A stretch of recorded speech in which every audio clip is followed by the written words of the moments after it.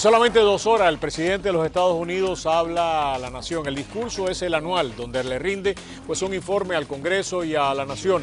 Ya más o menos tenemos idea de qué es lo que va a decir el presidente y sabemos también que la respuesta republicana en castellano la va a dar Carlos Curvelo, congresista de aquí del sur de la Florida. Vamos a estar analizando todo eso y muchísimo más con 2 analistas de primera línea. Nos va a acompañar José Mayé y también pues a Raúl Martínez. Con ellos vamos a estar analizando este tema. No va a ser el único que vamos a abordar en el día de hoy. En el marco del discurso del presidente también se va a abordar el tema cubano. Hay una tremenda polémica en Cuba y aquí en Miami que se ha trasladado a Washington también. Hay varios representantes del exilio cubano presentes en esta locución y estoy seguro de que el tema será motivo de análisis. Aquí lo vamos a analizar desde 2 puntos de vista. Va a estar con nosotros pues Yanisette Rivero del Directorio Democrático Cubano, que cree que las medidas no ayudan a la democratización de Cuba, y va a estar con nosotros Carlos Saladriga. Acaba él de firmar con casi 80 personas una carta, republicanos, demócratas, americanos, cubanos, de cualquier parte del mundo, pues agradeciéndole al presidente este gesto y viéndolo como una oportunidad para democratizar a la isla. Eso va a ser otro de los temas que vamos a abordar en el día de hoy. También vamos a abordar cuál va a ser el futuro de la acción ejecutiva, de los Dreamers, desde 2 puntos de vista. Fran Rodríguez y Mauricio Pasarielo van a analizar ese tema hoy aquí en Prohibido Callarse.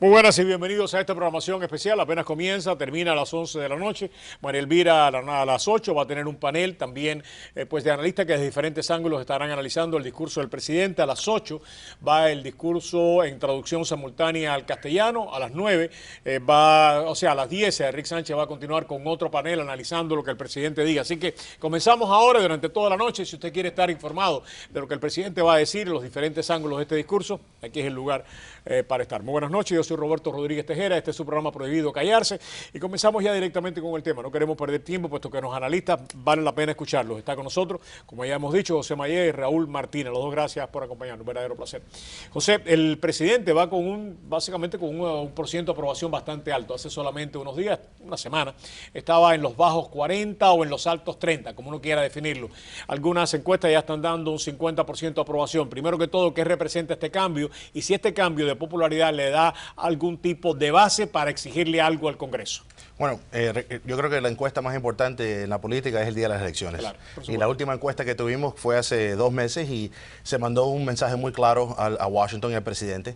Ganaron 9 republicanos en el Senado. Hay una mayoría enorme que no ha habido en muchos años en el Senado. Y desde 2007 no tenemos una Cámara de 2 partidos como la tenemos hoy en día. El presidente está entrando en sus últimos 2 años de su presidencia. Y yo creo que el mensaje que él tiene que haber recibido es que tiene que trabajar con los 2 partidos. Pero no tiene parece que trabajar que va a con ser una de las propuestas que vamos a escuchar en el día de hoy parece indicar que los republicanos no van a cooperar con él en pasarla, ¿no? Bueno, ellos han tenido, hay ciertas cosas que sí se... ¿Como por ejemplo? Mira, yo creo que el tema de la reforma del código de impuestos, eso es un tema que es muy serio en este país, y no solamente para las empresas grandes, porque las empresas grandes pueden resolver esos problemas con sus abogados y sus contadores. La pequeña empresa, el individuo que tenemos un código muy arcaico, obsoleto, completo, y hay que arreglarlo, y eso yo creo que ahí es un lugar donde sí se puede encontrar maneras de trabajar juntos entre la Casa Blanca, republicanos y demócratas. Raúl. Mira, esto va a ser, este discurso va a ser muy interesante y basado en lo que tú estás diciendo, de que el presidente sabe que el Partido Republicano está ahí para obstruccionar cualquier cosa que él quiera presentar. Entonces, el presidente, por lo que yo estaba leyendo, va a tomar la ofensiva. Okay. Él va, eso es bueno.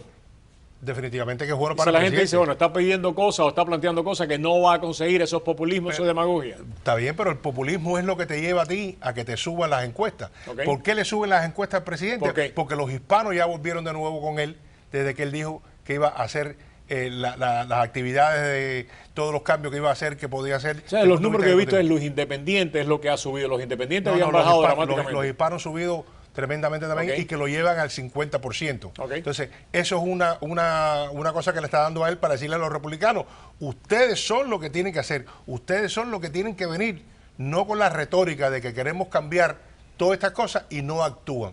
En el caso del fisco, todos sabemos que tienen un problema, que es lo que está diciendo el presidente. Vamos a subirle los impuestos al 1% de este país, y fíjate que sube el número. Antiguamente estábamos en los 250, 300 mil, lo lleva a $500,000. Que ya eso se discutió no hace mucho. Pero lleva $500,000, pero tienen que entonces darle una serie de beneficios a la clase media. Tributarios a la clase media y sobre todo también a los colegios. A los colegios. Entonces, cuando él está ofreciendo 2 años de college gratis, si tú tienes una puntuación X, está yendo a un populismo, pero un populismo que son la gente que están votando. Es que si la gente no se prepara para los nuevos trabajos del siglo XXI, los trabajos del siglo XXI se van a ir para otro lugar, no se quedan aquí. O sea, nosotros queremos que tenemos asegurados los trabajos porque tenemos el conocimiento, tenemos las empresas, pero si no está pues el personal capacitado, se van de aquí las empresas. Aparte, la otra cosa que el presidente va a hablar mucho va a ser de cómo está la economía. Y la economía está, no importa lo que digan los republicanos, la economía está extremadamente ¿Está bien la economía? Bueno, yo creo que hay indicaciones que hay ciertas cosas que han mejorado, la bolsa de valores ha mejorado, pero la realidad es que para la persona que está viendo este programa, ellos saben que si la economía está buena o no, y lo saben por lo que está sucediendo en sus empleos, si tienen empleo, si tienen las horas que tenían antes, si hay oportunidades para sus hijos que ellos quieren que tengan cuando ellos salgan a la fuerza laboral. Entonces yo creo que la economía, aunque esté mejorando, no está donde debería de estar y no es el momento para subir impuestos. Yo creo que eso es una estrategia muy peligrosa porque dentro de ese 1%, hay personas que son pequeños empresarios y hay pequeñas empresas que pagan impuestos como individuales. Yo creo que al fin del día, una pregunta que hiciste hace un rato sobre el populismo. Hemos tenido 6 años de populismo y a nivel político lo ha beneficiado mucho al presidente para su reelección. No lo benefició en esta última vuelta, pero necesitamos que actúe de una manera responsable y que busque maneras de pasar leyes que en realidad tengan un impacto. Entonces, yo creo que lo que está pasando ahora básicamente es una coreografía para el 16. Los republicanos yo creo que saben que tienen que parecer que pueden gobernar, aunque saben que va a ser muy difícil. Y tienen que gobernar, Roberto, porque yo creo que ahí sí el alcalde tiene razón. No tienen los 60 votos en el Senado. Bueno, pero le va a pasar lo mismo que los demócratas. Tienen que pasar cosas. No pueden solamente ser el partido de no. No pueden ser el partido de la obstrucción, porque eso sí es peligroso. Si el pueblo americano los ve como un partido que solamente está... ¿Se quedan ahí? Van a tener un problema y yo creo que ellos lo saben. Pero, fíjate para que tú veas, te están hablando de que la economía no está bien, mas sin embargo, el primer día que Mitch McConnell se convierte en el líder de la mayoría del Senado, empieza a hablar de lo bien que está la economía de los Estados Unidos, cómo ha ido creciendo, cómo han ido sumando el número de empleos. Él está cogiendo crédito por el primer día de ser líder de la mayoría. ¿Sucedió en ese día? ¿Cuál día de las elecciones? Bueno, vamos allá, pero permite, entremos en el 16, porque yo soy de los que creo de que el gran problema republicano es entre la Cámara y el Senado. No, es que el gran problema republicano es entre la Cámara y el Senado. En la Cámara es mucho más conservadora, el Senado es mucho más de centro y creo que aunque se van a pasar proyectos de ley en la Cámara, van a ser proyectos de ley que básicamente vienen pendientes hace mucho tiempo. Boehner le tiene que dar a estos congresistas lo que quieren, esto no va a pasar en el Senado.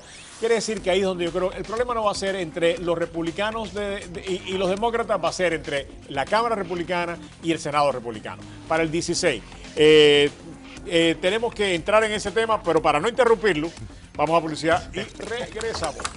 ¿A quién le gusta? A las Mendarias y Fuego.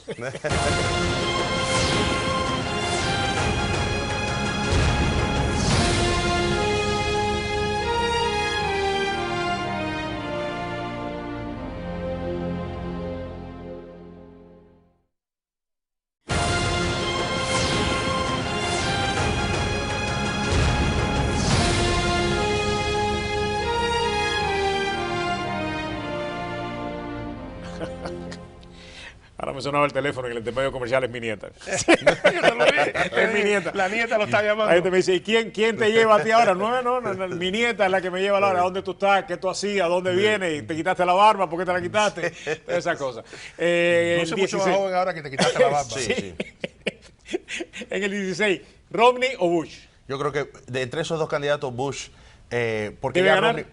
Ya Romney, ya hay muchas personas que están diciendo que Romney ya trató 2 veces. El país yo creo que está un poco cansado de Romney, aunque fue un buen candidato, en mi opinión. Bueno, podía haber sido un buen presidente, fue un fracaso como candidato, y yo creo que eso es muy difícil recuperarse de ese tipo de... Las encuestas están dando de que contienda. todavía los republicanos lo quieren a él mucho más que a Bush. En los últimos números que vi, hay una diferencia casi de 10 o 12 puntos entre él. Y tiene una ventaja porque fueron recién hace 2 años que fue el candidato del partido, así que esa ventaja la va a tener.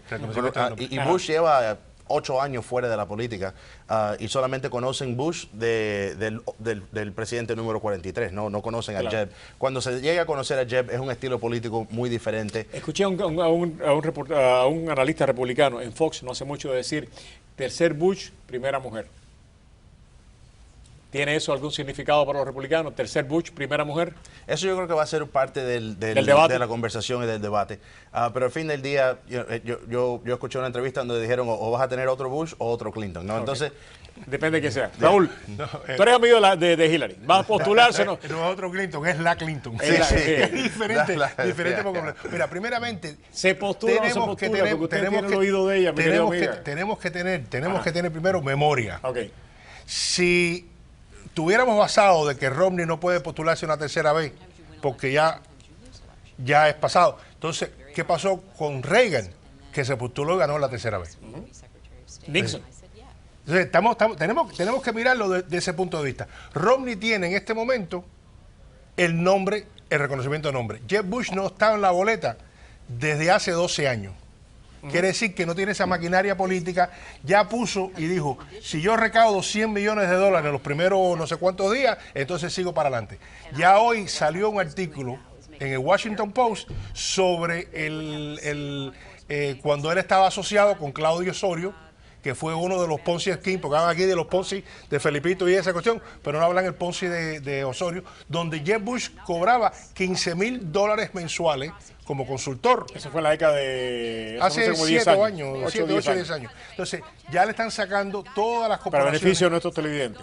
Fue un señor que hizo un Ponzi Scheme aquí, tumbó, yo no sé, decenas 40, de millones, 50, 60 millones. mucho dinero. ¿O más? Y en la junta de directores de esa empresa estaba Jeb, que cobraba... Tan pronto él sale de gobernador, lo ponen en la empresa, le dan opciones, pero le pagaban $15,000. Después devolvió 270,000, pero se quedó como con $190,000, se quedó de ese dinero. Entonces, ya le empiezan a sacar todas estas cosas. Volvemos de nuevo. Bush primero, Bush segundo. Primaria, ¿quién ganó la primaria? Romney, porque yo creo que va a ser una primaria entre Romney. Yo no veo ningún otro en estos momentos. Si ellos están ahí, ocupan demasiado espacio para dejarle a cualquier otro una oportunidad. ¿Quién gana? Hablar así eso a 2 años, ¿Pero quién? para mí es que va a haber otro candidato en el Partido Republicano. ¿Tú lo ves así? Yo no Y lo la veo. realidad es que no sabemos quiénes van a ser todos los candidatos. Va a haber, estamos hablando del gobernador Huckabee, que está regresando, está Chris Christie, que tiene su Huckabee no tiene el popularidad. dinero, tiene el nombre para comenzar, no tiene el dinero para seguir, que es lo que le yo pasó creo la que última vez. y Que también ganó eso, varios en la estados de última vez Supermarte. vimos- Pero tiene los conservadores. Vimos Santorum ganar en Iowa, vimos Pero no tienen el Romney dinero y ganar en New tú has Hampshire. estado en campañas Gingrich presidenciales. ganó en Carolina Sur y de ahí en la Florida acabó Mitt Romney y se llevó la elección. Entonces yo creo que al fin del día el candidato que tenga la mejor organización, una agenda positiva para el país, el dinero necesario, pero la distinción va a ser el que tenga los principios y los valores y que no cambie de sus valores por la elección. Y eso fue el error de El Mitt que va a Romney. ganar es el que tenga más dinero. Y Romney Es lo el que tiene. tenga Y más Romney- dinero, mi Romney- querido José. Romney lo tiene. O sea, Huckabee no pudo ganar porque se quedó sin dinero. Aquí en la Florida, Newt Newt Gingrich, yo lo Gingrich, vi. a ti te pasó Sí, y tú le llevaste sí. la campaña, estaba súper bien Y- y se quedó sin dinero. Y después lo que le quedaron fueron 4 kilos para poder seguir la campaña y más o menos se mantuvo respirando. O sea, Santorum ganó suficientes estados como para poder ser tomado en consideración y nadie le prestaba Pero atención. Santorum no ganó su estado en la reelección de Pero ganó senador, suficientes caballero. estados en aquella elección como para ser tomado en consideración.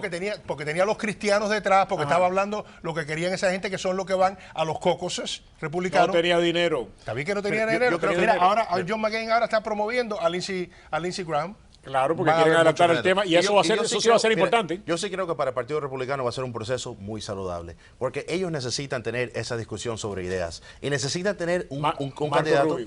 Posiblemente también. Se yo quedó creo que al va a campo. ser- Se quedó al campo. No, Uno nunca sabe. Yo Y no si lo lo creo. hace, yo creo que él también tiene algo que decir. Entonces, al fin del día necesitamos candidatos que se mantengan con sus convicciones y sus principios. Un comité exploratorio. Marco anuncia antes de que termine el Te dije mes porque un tiene- comité exploratorio tiene que vender para la libros. presidencia. Pero eso no quiere el decir libro nada. está muy bueno. El libro está muy bueno. Tiene que comprarlo. vender el libro, tiene que vender. Te lo dije aquí, tiene que vender el Pero libro. va a anunciar el comité Puede- exploratorio. pero Robertico Rodríguez puede anunciar un comité exploratorio. Yo también.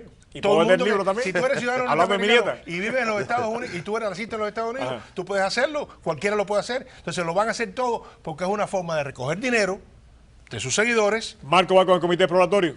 Honestamente no sé. Yo creo que está ahora con su mensaje sobre su libro, mensajes positivos sobre el sueño americano, las oportunidades que ofrece este país. Y si tenemos un debate sobre esos temas... En el libro.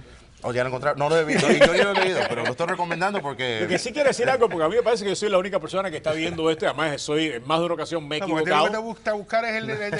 Pero además, tú eres bretero. Claro. Marco Rubio sigue aspirando a que sea de mentirita la presidencia para vender libros. Marco Rubio va a tener problemas en su reelección. Si el Marco se cree de que porque llegué, vi y vencí, y que él no tiene que ocuparse de su reelección, a mi juicio está total y completamente equivocado. Yo honestamente no he hablado con él sobre sus planes en el futuro, pero sí sé que su comité de reelección está recaudando fondos y su PAC está recaudando Marco, fondos. aunque gane, no va a ganar por más de 52 puntos. Esa contienda, aunque se presente el Mato, no importa quién sea, el Pato McDonald ahí como demócrata va a coger el 48%. Claro. Pero siempre lo sabía. Pero, siempre lo sabíamos que el 2016... ¿quién va a ser? No se sabe, pero no importa quién sea. Yo soy demócrata, te diría, vamos a buscar un candidato, pero no lo hay en este momento.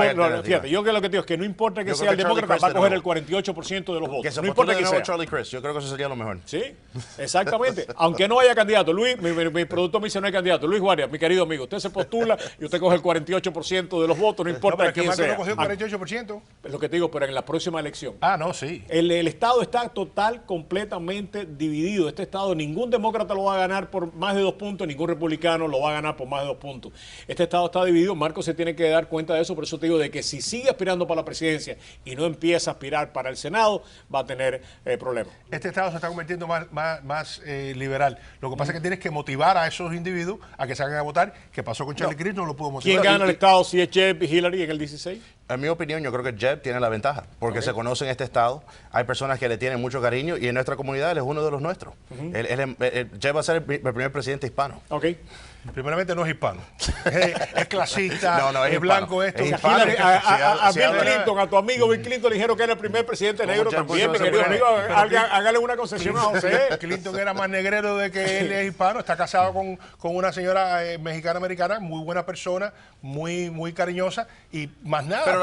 Pero cuando conozcan a Jeb, van a ver que es uno de los individuos que destruyó el sistema de educación en el estado de la Florida y todos los maestros lo saben. Jeb entiende esta comunidad y entiende que el futuro de este país es la educación, pero también la oportunidad para una persona salir adelante. Yo creo que si termina siendo el candidato del Partido Republicano, va a dar un buen mensaje. Yo creo que es un candidato formidable. Gracias, José. Tú regresas ahorita otra vez, ¿no? A las 10 estás aquí de nuevo.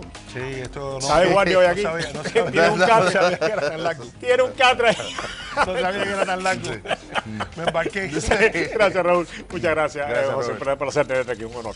Vamos a regresar con el tema de Cuba. Yanisé Rivero. Y también va a estar con nosotros Carlos Saladriga. 2 puntos de vista en un tema tremendamente importante. Y hoy todo el mundo, todos los cubanos están allá en el Senado oyendo a hablar al presidente. Y rapidito, 10 segundos. Se acabó el cash para las organizaciones. No diga eso. No diga eso. Ya te empezó a meter candela. Regresamos.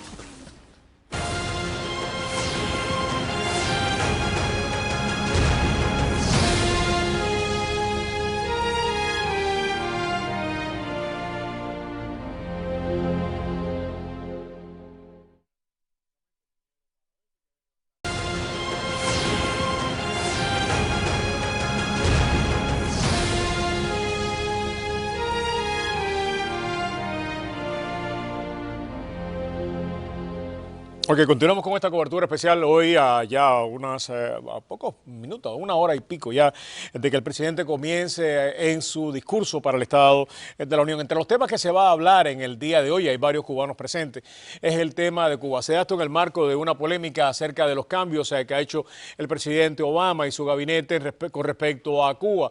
El debate se está dando tanto allá como aquí. Lo hemos querido trasladar aquí a Miami y hay 2 personas que nos acompañan para analizarlo de diferentes ángulos. Carlos Saladriga del Cuba Story Group acaba de firmar él y un grupo de personalidades de tanto americanas como cubanas, como de otros países, hay venezolanos, hay de cualquier cantidad de países, republicanos y demócratas, una carta de apoyo al cambio de política del presidente. Y está con nosotros también pues alguien que ha estado siguiendo este tema muy de cerca, es Yanisé Rivero, del Directorio Democrático Cubano. Ambos, muchísimas gracias por acompañarnos. Comencemos primero.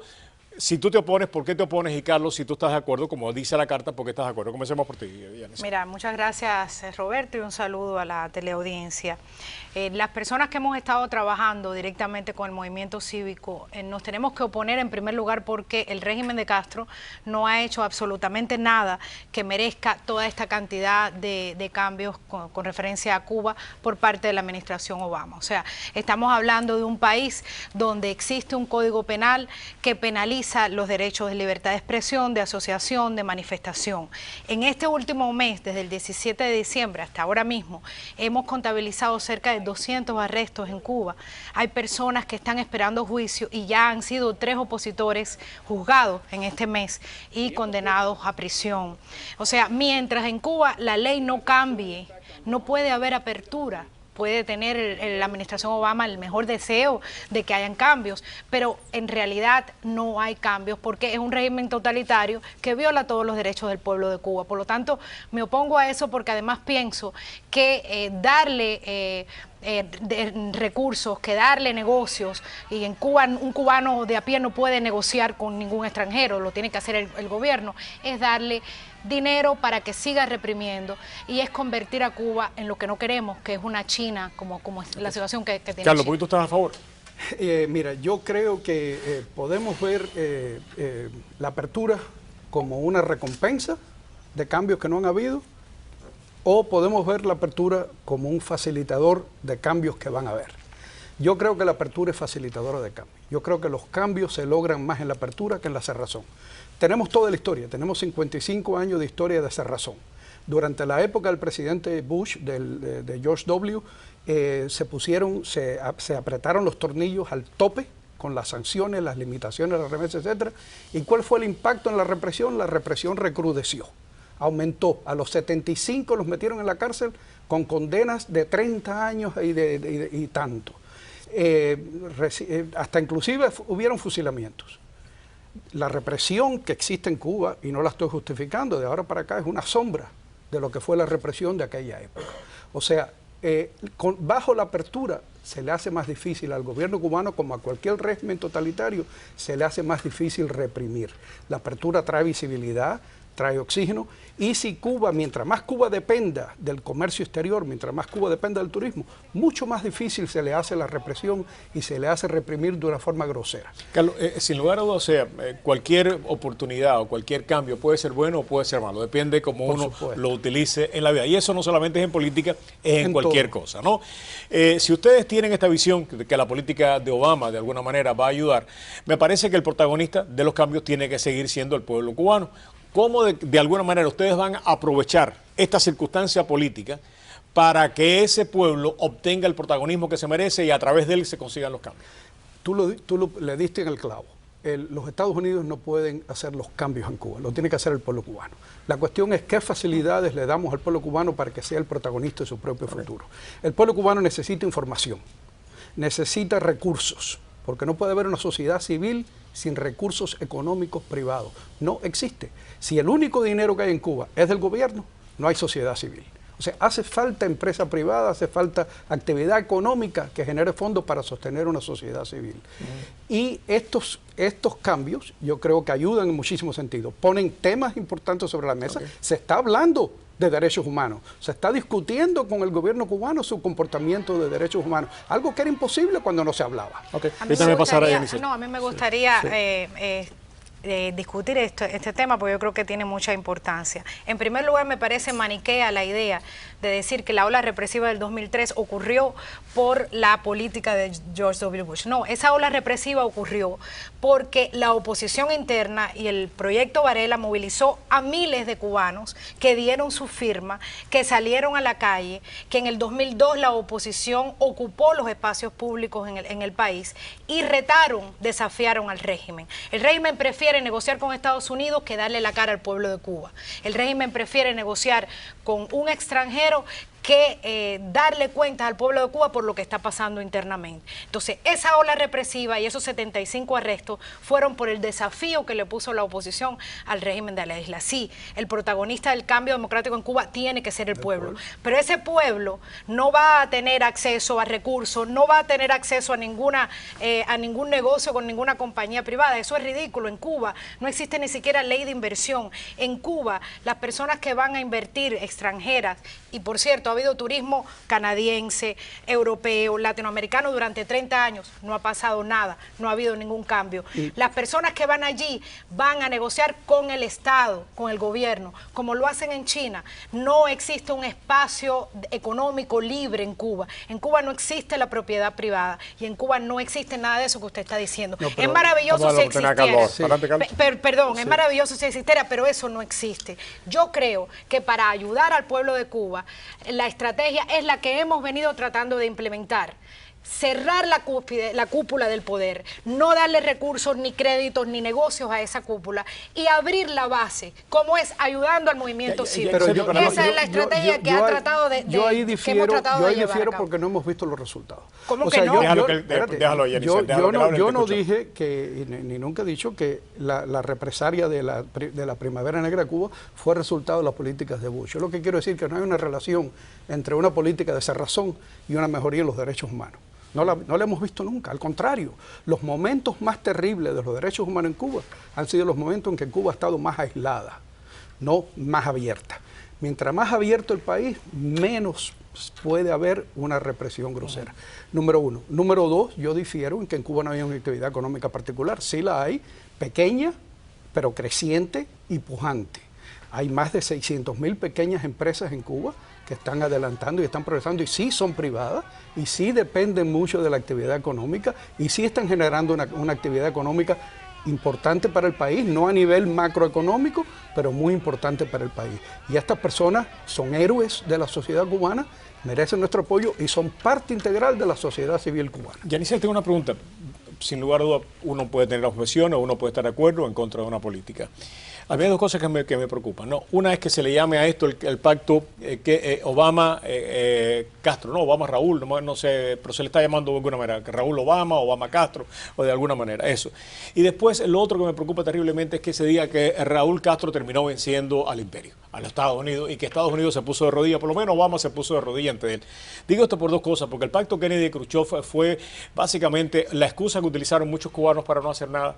El ejemplo que se dio de que cómo Estados Unidos se ponía de acuerdo para perpetuar pues al poder o las cosas. ¿No temen ustedes que al decir Obama-Castro pues de alguna manera estemos incidiendo en esa tan nefasta percepción de que los Estados Unidos es quien decide el futuro de la isla con cualquier otro que no sea nuestro pueblo? Eso es lo primero. Y después diciendo que Raúl Castro ha ganado. ¿No le estamos dando una victoria a Raúl Castro que no se merece ante el pueblo cubano? Bueno, yo no he dicho en ningún momento ni pero creo si que aquí la perdió organización... Estados Unidos, Raúl Castro ha ganado. Yo no creo que la organización que yo represento, directorio, ni la Asamblea de Resistencia ha dicho que ha ganado Raúl Castro. Esto nos brinda una oportunidad, por supuesto, de sacar el tema de derechos humanos de Cuba. Ya. Esto nos brinda una oportunidad para denunciar lo que está pasando dentro de Cuba. Ustedes. Ahora, te voy a decir algo.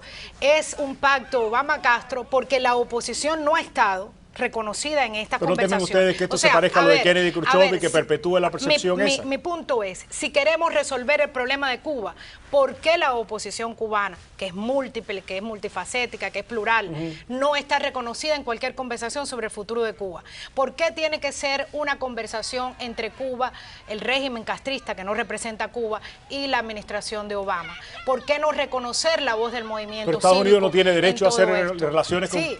Estados Unidos tiene el derecho y nosotros también tenemos el derecho de... ¿Como americanos o como cubanos estamos hablando? Tenemos el derecho como cubanos de denunciar como lo ha hecho la mayoría de la oposición. Yo creo que si hay algo positivo en todo esto es que de alguna manera ha galvanizado el sentimiento del movimiento cívico dentro de Cuba. La mayoría de las furzas opositoras dentro de Cuba se oponen a esto. Y después de oponerse no hay que proponer, pero después de oponerse. Perdón, porque se dan cuenta que después de ser ellos los que están luchando por los valores que representa este país, que representa Estados Unidos, se le da un espaldarazo al régimen que sigue reprimiendo, que no ha cambiado un ápice en sus leyes y deja en la orfandad de alguna manera al movimiento cívico. Eso es lo que yo tengo problema, y lo he dicho en el programa varias veces, por eso te lo digo a ti, ¿no? Me parece que de alguna manera manera estamos poniendo la suerte de Cuba, la hemos puesto durante 55 años y nuevamente la seguimos poniendo en qué es lo que haga Estados Unidos, qué es lo que no haga Estados Unidos. Creen en esto, pero también los que se oponen, pero también los que se oponen, no, porque cuando tú acabas de decir dejan en una orfandad, la oposición no ha estado en orfandad porque existen personas como tú, como Carlos, como muchísimos cubanos, que más allá de lo que quiera hacer Estados Unidos, Venezuela, China o Japón, han ayudado a la oposición dentro de Cuba. Y a mí me parece que poner un panorama tan sombrío, porque Estados Unidos haga relaciones con Cuba, que todavía no se han terminado, hay un proceso que puede en cualquier momento ser interrumpido. Oxigena al régimen que reprime. Eso no impide que el movimiento cívico siga.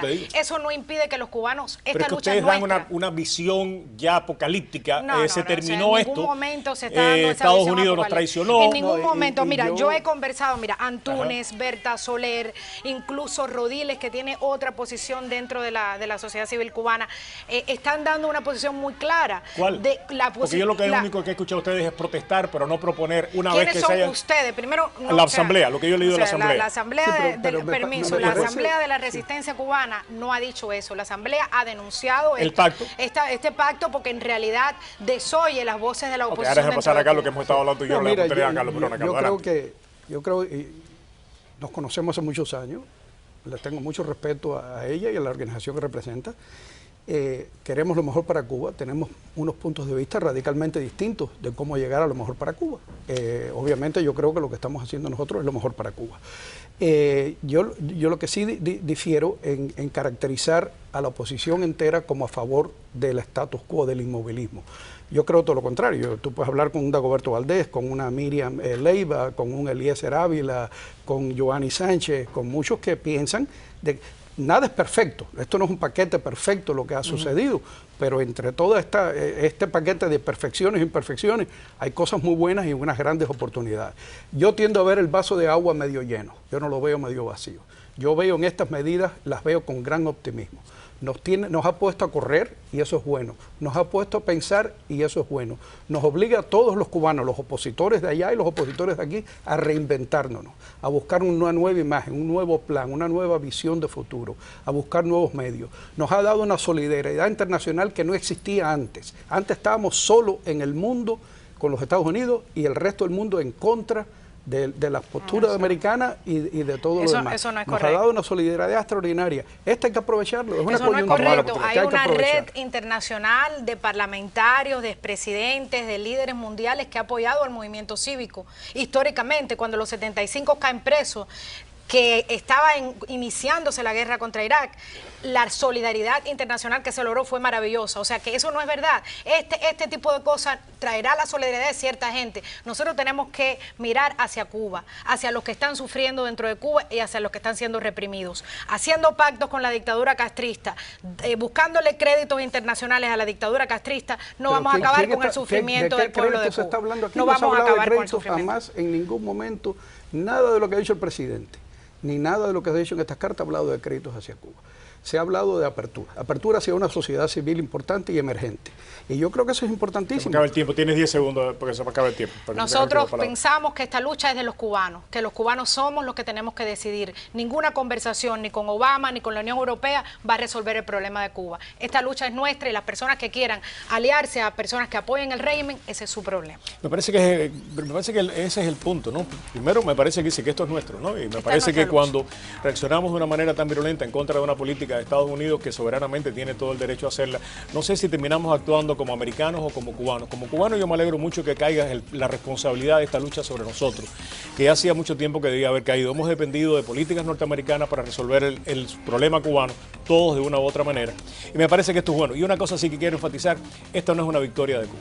Esta es una derrota de Raúl Castro que se ha visto obligado a aceptar esto por la situación en Venezuela, por la presión que le ha puesto la oposición dentro de Cuba, por lo solitario que está en la comunidad internacional. Pero tiene que escuchar al pueblo cubano. Yo creo que lo que el pueblo lo va a escuchar no cuando Estados Unidos, por supuesto, pero yo creo que no es cuando Estados Unidos quiera, es cuando nosotros nos ganemos eso a través de ese protagonismo que ustedes han buscado del pueblo. Ese protagonismo no lo va a dar ni Estados Unidos, ni Francia, ni nadie. No los vamos a ganar nosotros y ustedes han estado proponiendo esto como lo han estado proponiendo la mayor parte de la gente. presidente. Eso no nos lo da Pero ninguna cancillería, si ninguna embajada. a esa oposición y no le brindamos recursos, pero si le damos recursos al régimen y no le damos recursos a la oposición. Yo creo que los recursos, yo creo que Estados Unidos nos ha dado cientos de millones de dólares de recursos desde más hace de 50 millones de dólares al año. En recursos. Al año. Y yo creo que eso no se va a Entonces, terminar, Yanisel. Muchísimas entonces, gracias, una recursos conversación no bien sobre importante. Y qué bueno que empezamos esto a pensarlo con la cabeza de Cuba. Regresamos en solamente unos segundos, porque hay otro aspecto del discurso de hoy que es bien interesante, que lo vamos a debatir y a polemizar. Es el tema de inmigración y sobre todo los Dreamers. ¿Por qué quieren sacar a los Dreamers de acá? Vamos a analizarlo en solamente unos segundos aquí en Prohibido Callarse.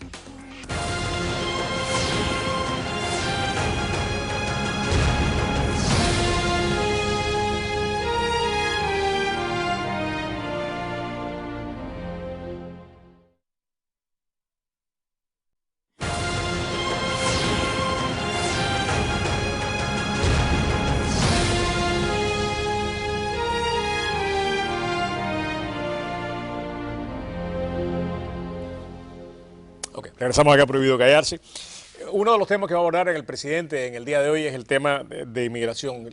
Una de las primeras propuestas que se pasa en la Cámara Baja, que tiene que ir al Senado, es básicamente derogar los decretos que el presidente pasó recientemente y que tenían que ver, entre otras cosas, con los Dreamers. No se salvaron ni los Dreamers de esta propuesta que acaba de pasar en la Cámara de Representantes. Y algunos dicen, quizás el presidente haya excedido sus funciones, pero ¿por qué pues castigar a unos niños que no tuvieron nada que ver con la violación de la ley que quizás cometieron sus padres, que cometieron sus padres entrando de manera ilegal en Estados Unidos? Es el debate que se está dando en este momento en Estados Unidos y tenemos para analizarlo pues a dos grandes amigos. Mauricio Pasariello, portavoz del Partido Demócrata ahora, mi querido amigo. Bueno, eso dicen. Sí, qué bueno, bienvenido. Gracias. Qué bueno, un placer. Y está con nosotros un queridísimo amigo de muchísimo tiempo, un gran analista, maestro, profesor, pero además es analista político de los buenos, ese Frank Rodríguez. Él prefiere que le diga analista republicano. Yo he querido decirle analista conservador republicano, libertario, me dijo analista republicano, nada más. Punto. Y ahí en adelante todo lo demás ya está dicho. No hay problema, como quieran. ¿Por qué oponerse a los Dreamers? O sea, uno puede decir, ok, está bien, me cae mal Obama, los decretos no están bien, pero que la primera ley del Congreso republicano tenga que ver con inmigración, pudieran haber escogido otra. La primera vez es esa y no se salvan ni los Dreamers. ¿Por qué? Porque fuera de las zonas donde vivimos los hispanos hay otro mundo, otra realidad.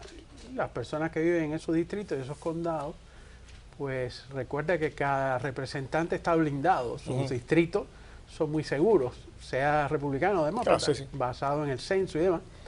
Y como cada 10 años hay un nuevo censo y como cada vez más los republicanos controlan más legislaturas estatales, pues aunque ganen la presidencia, la Casa Blanca, los demócratas, el país cada vez se va haciendo más que la Cámara de Representantes está poblada por personas que creen que estas personas rompieron la ley y no distinguen estos matices de nosotros. ¿Pero hacen bien los republicanos en hacer eso?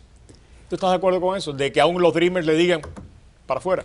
Yo estaba a favor de que los Dreamers tuvieran una especie de amnistía en vista de que una amnistía se da cuando alguien hace algo malo y ellos ni siquiera hicieron nada mal, ¿no?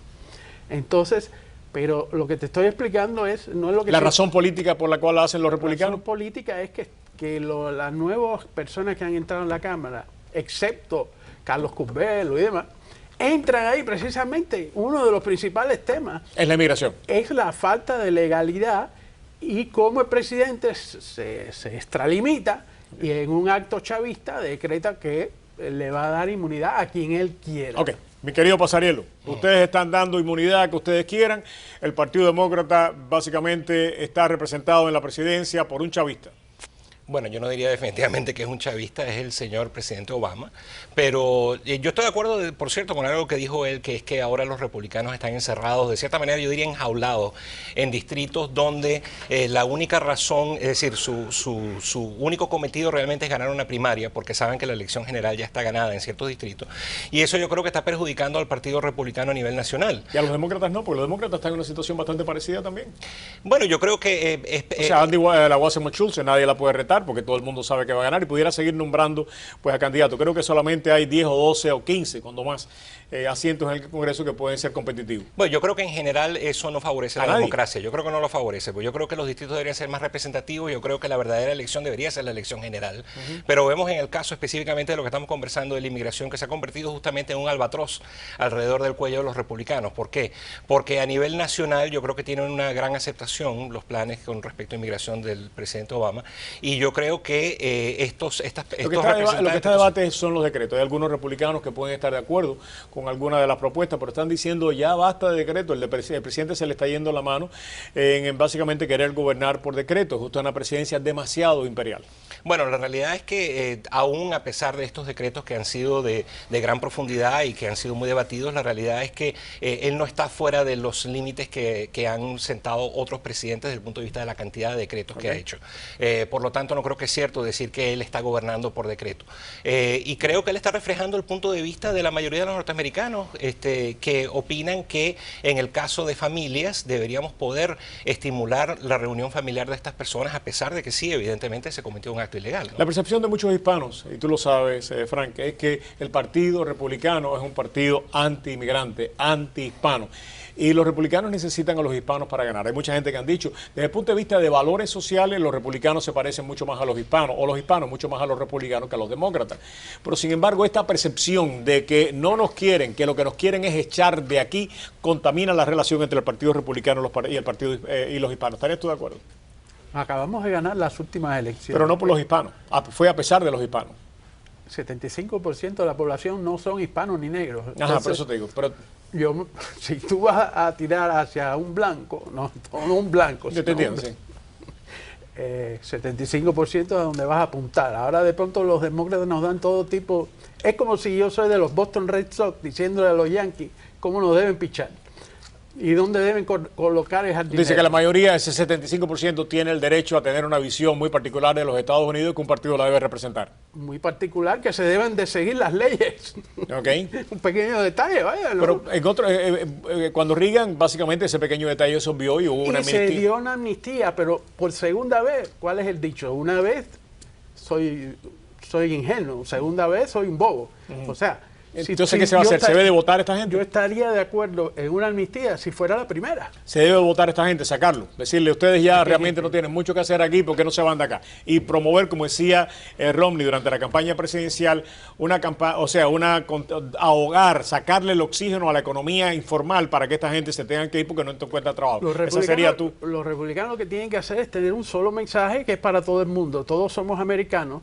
No importa el gran sueño de Martin Luther King, no importa que llegue un día en el cual sea tu carácter, no el color de tu piel, no tu origen, el que diga. ¿Qué haces con los 12 millones que están aquí ya indocumentados? ¿Los sacas de aquí? No se hace absolutamente nada. ¿Se los dejan ahí? Las personas que están viviendo en Estados Unidos, aún sin papeles, están muchísimo mejor. Porque tienen trabajo. Pero son 12 millones de personas que nosotros no sabemos ni el nombre, ni el apellido, ni dónde están, ni pagan impuestos, manejan sin licencia y tenemos un costo sin ningún beneficio. ¿Tú no lo crees así? No, no solamente eso, decir, yo lo siento mucho, pero creo que es muy fácil decir eso cuando se tienen todos los papeles en regla, pero hay que ver que vivir indocumentado en un país como los Estados Unidos no es nada fácil. Muchos de ellos sí, evidentemente tienen empleo y tienen un estándar de vida quizás más alto que muchos de sus países, pero no es fácil ser indocumentado en este país, si no pregúntale a un indocumentado. ¿Qué es lo que tú propones?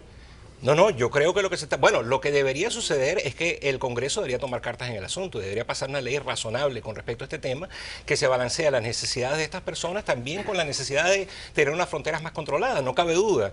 Pero si no hay ningún movimiento por parte del Congreso, creo que el presidente ha hecho lo correcto en tomar cartas en el asunto y decir, bueno, tenemos que resolver la situación de estas personas, esto es insostenible. Insostenible. Estamos viviendo en un país que tú dices que no pagan impuestos. Muchos ciudadanos aquí trabajan por la izquierda. Muchos no quieren pagar impuestos. Y tú cada vez que te compras un artículo pagas un impuesto en la Florida de 6-7%. O sea que todas las personas que están aquí están funcionando de una forma o de otra. Las leyes de Estados Unidos de inmigración tienen que ser en función de las necesidades del país. Necesitamos albañiles ¿Qué es lo que pero ¿por qué no pasa? necesitamos? Pero porque entonces el Congreso republicano no pasa una ley, nos guste o no nos guste. Que el presidente la vete o no la vete. Pero ¿por qué el Congreso republicano durante 4 años ha estado en contra de cualquier reforma migratoria? Han dicho que tienen un plan, pero un plan tan secreto que nadie lo conoce. Yo creo que ni siquiera ellos mismos lo conocen. Yo no quiero ningún plan, yo no quiero ninguna reforma. Yo trabajo todos los días con inmigrantes que obtienen visa de inversionista, de estudiante, Marco Rubio dice que no. HB1. Marco Rubio no, pero dice yo que no me interesa lo que diga Marco Rubio. Pero Marco Rubio nos miente a nosotros, a sus electores, nos miente en español y en inglés. Me vas a poner, darme las palabras. ¿Qué voy a decir? Te estoy diciendo que yo conozco que el sistema no está roto. Ajá. Le llaman un sistema roto cuando usted no le da la gana de seguir las leyes. Sí, entonces sí todo está roto. Pero existen leyes, existen cuotas de cuántas personas pueden inmigrar. Y si el Congreso quiere subir el número de albañiles que hacen falta, pasa una pequeñita ley y lo sube. No las pasan, mi querido Frank, no hacen nada. Porque no tenemos las ganas de hacerlo. Ok, ¿por qué no tiene las ganas el Partido Republicano de hacer algo? Bueno, eso probablemente lo tendría que responder él. Ajá. Pero yo creo que hay grandes intereses que entienden que esto para la economía norteamericana es un beneficio, de tener un costo bajo laboral. Es triste, pero es la realidad. Ya ahorita tenemos que pasar a María Elvira y después vamos a pasar a las 9 a transmitir. Quiero decirle a nuestros televidentes que vamos a transmitir el discurso en vivo, por supuesto al castellano. Después va a continuar el análisis Rick Sánchez, o sea que tenemos todavía por delante toda la noche con este tema visto de diferentes ángulos. ¿Cuál ustedes creen que va a ser el momento más importante del discurso de esta noche? Para ti, ¿cuál tú crees que va a ser el momento más importante de este discurso? Lo más importante esta noche. Bueno, primero que todo, difícil predecir exactamente qué es lo que va a suceder. Pero más o menos sabemos que va a hablar de impuestos, sabemos que va a hablar de escuelas, sabemos que va a hablar de Cuba, sabemos que va a hablar de inmigración, más o menos. ¿Dónde tú crees que el presidente tiene que poner el énfasis? Mire, yo creo personalmente que el tema de la educación con respecto a los colegios comunitarios, los colleges, community colleges, creo que es muy importante. Creo que es una iniciativa que realmente es corajuda, es beneficiosa y creo que puede llegar a tener un gran impacto. ¿Ustedes como demócratas se van a montar arriba de eso? Bueno, de nuevo, no puedo decir lo que van a decir, pero yo creo que definitivamente es un tema importante que deberíamos afincarlo. Los republicanos, ¿cuál es el principal obstáculo que deben de poner al discurso en el día de hoy, conociendo ya como tú conoces, más o menos por arriba lo que va a decir el presidente? Probablemente si habla poco o nada sobre Irán. Si política exterior.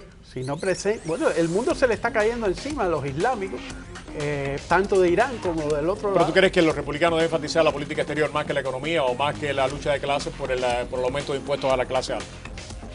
Bueno, definitivamente se van a oponer a eso, pero si yo fuera el que fuera a hablar de eso, yo haría énfasis en la política externa. Que háganle caso, mis queridos amigos republicanos, a Frank, que Frank es un hombre que conoce bien la calle. Gracias, Frank. Muchísimas gracias. Muchas felicidades. Gracias, Robert. Muchas felicidades. Mauricio Pasarielo y Frank Rodríguez. Muchas gracias a los dos.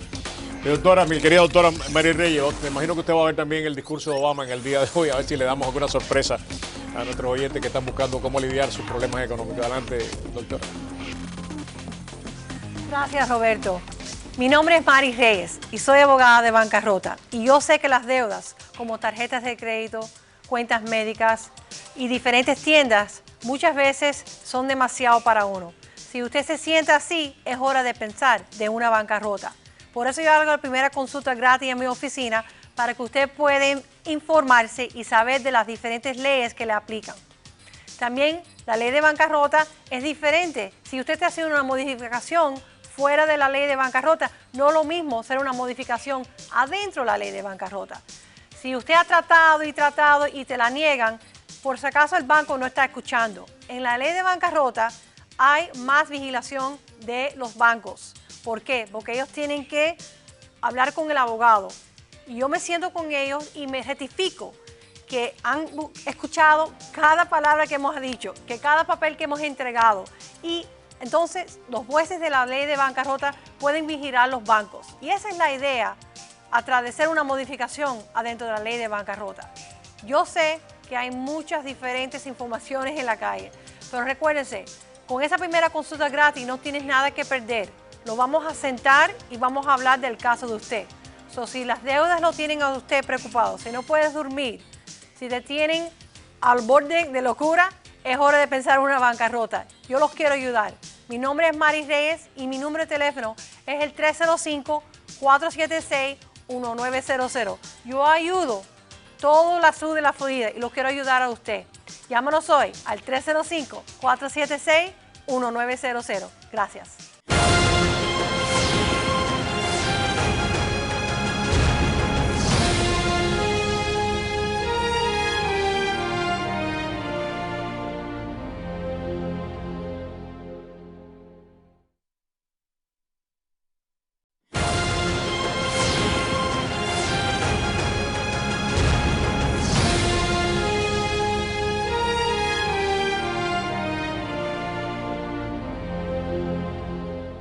Ok, continuamos con nuestra programación especial en solamente unos segundos. María Elvira pues comienza o continúa con esta programación que comenzó a las 7 en punto de la noche, que va a terminar a las 11 en punto de la noche para beneficio de nuestros televidentes. María Elvira, un análisis completo. Tan pronto empieza a hablar el presidente, en castellano vamos a llevarle la palabra. Después Rick Sánchez continúa con la programación especial que se va a extender durante toda la noche. Así que si usted quiere estar enterado de qué es lo que el presidente va a decir, por qué lo va a decir y cuáles pueden ser las consecuencias, aquí es el lugar. Tengan todos ustedes muy buenas noches. Mañana a las 8 en Actualidad Radio 1020 y 1040. Yo soy Roberto Rodríguez Tejera. Que Dios nos acompañe a todos. María Julia, nos fuimos muy bien. Gracias.